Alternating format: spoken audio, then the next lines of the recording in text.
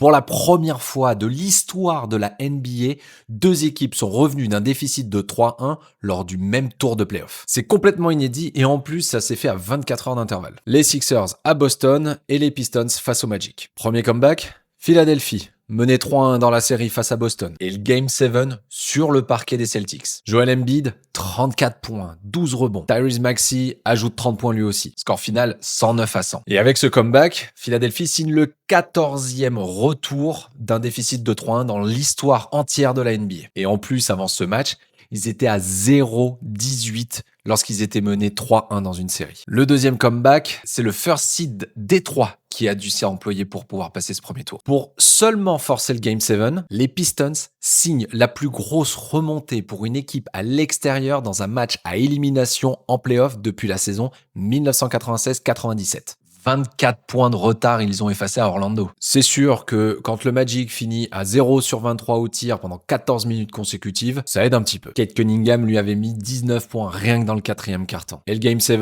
ils l'ont gagné, 116-94. C'est la première demi-finale de conférence pour Détroit depuis la saison 2008. Et en plus, dans tout ce premier tour complètement zinzin, je te parle même pas du game winner de R.J. Barrett en prolongation lors du match 6. La conférence Est nous a juste livré un premier tour comme rarement, peut-être même jamais vu. Parce que de l'autre côté, à l'Ouest, c'était quand même beaucoup plus calme. Sauf à Denver. Les Nuggets avaient terminé la saison régulière avec 12 victoires consécutives. Ils arrivaient avec un momentum juste de malade. Première attaque de la NBA en saison régulière. Ils avaient été tenus sous les 100 points seulement 3 fois durant toute la saison régulière. Et hop, sortis par les Timberwolves. En plus des Wolves qui ont joué une bonne partie de la série sans Anthony Edwards. L'intersaison de Denver, je pense qu'elle promet d'être assez agitée. Et d'ailleurs, mercredi, c'est l'objet de la newsletter Off the Record. Le lien est en bio si tu as envie d'en savoir un petit peu plus sur mon analyse de l'intersaison des Denver Nuggets.